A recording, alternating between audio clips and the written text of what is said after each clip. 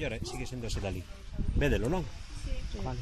Esta zona era unha zona bastante interesante, porque daquela, como non había auga nas casas, como vos dixen, e como sabedes, e tampouco había lavadoras, pois aquí era un centro de reunión.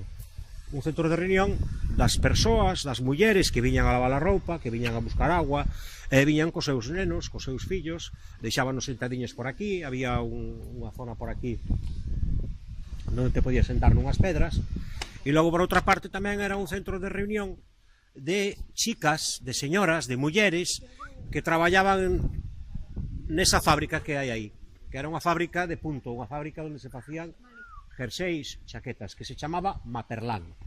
Entón, as mulleres que traballaban aí, na hora de comer, que tiñan un descanso, supoño que sería de unha a dúas ou de unha a dúas e media ou así, pois durante o descanso, sobre todo cando facía bo tempo, agora no verán e na primavera, cando facía bo tempo e non batía frío nin chovía, pois viñan e xuntábanse aquí a carón do lavadero, que era un sitio agradable, fresco, e charlaban e contarían as súas historias, os seus amoríos, contaríanse as súas preocupacións, contaríanse as súas tamén os seus problemas, e pasaban aquí o rato antes de volver a traballar á fábrica. Vale? Sigue sendo ese dali. Védelo, non? Sí. Vale. Esta zona era